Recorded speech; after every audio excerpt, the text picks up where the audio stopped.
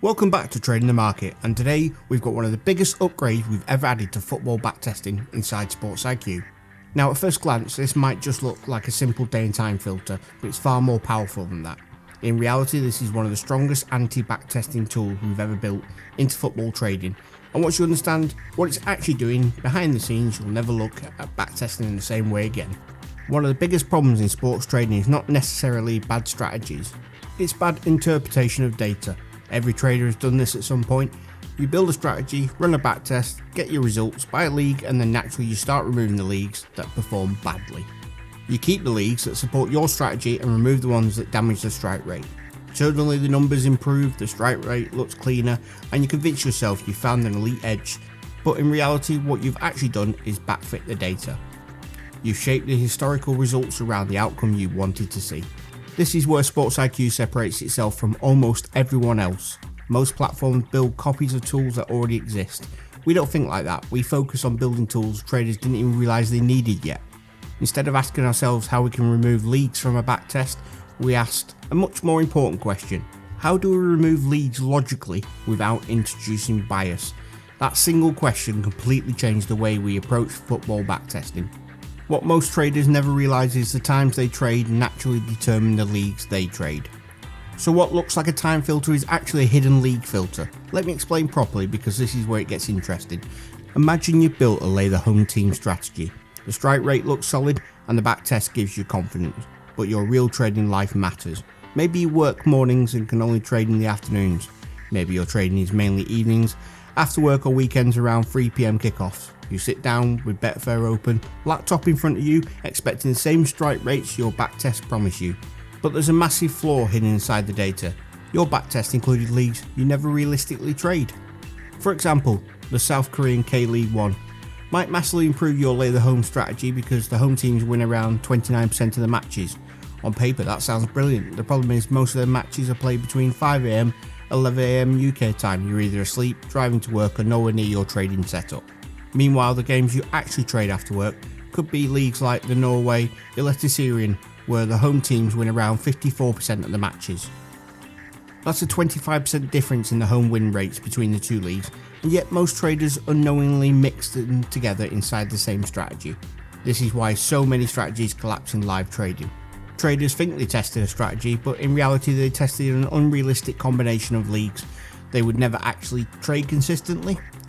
Football leagues do not behave the same way as each other. Some are chaotic, some are defensive, some heavily favour home teams, some consistently produce second half goals, and others completely die after half time. Every league has its own personality, its own scoring profile and its own market behaviour. If your backtest contains leagues you never touch in reality, the data is misleading you. That's exactly why we built this update. Now you can filter backtests based on the actual days and times you personally trade. The result is incredibly powerful because the system naturally reshapes the league pool around the real trading habits. Not fantasy trading habits, real ones. And this works both ways. Sometimes traders think a strategy is incredible because profitable leagues are inflating the numbers, yet those leagues happen at times they never trade. Other times traders throw away a perfectly good strategy because the bad leagues diluted the result. This filter exposed both situations instantly. Take over 1.5 goals for example. Norway Division 3 games might hit over 1.5 goals around 96% of the time, while Vietnam National League Women's might hit around 50%. Completely different football environments, completely different styles of play and completely different expectations for traders. If your backtest mixes those leagues together without context, the results becomes distorted. This filter solves that naturally, not by manually cherry picking leagues, but only including matches you realistically would have available to trade. That's a massive difference, and honestly this is where Sports IQ moves into a completely different category compared to most other football platforms. We're not interested in giving traders pretty looking numbers that fall apart the second the real money hits the market. We want realistic numbers, usable numbers, numbers that reflect somebody's actual trades in real world. Now let's look at a real world example because this is where the power of the tool really becomes obvious. I've got a both teams to score strategy loaded here. Across 6,636 filtered games, the strike rate is sitting at about 44.77%. Not terrible, but nothing special either. Now watch what happens when I apply the new filter properly.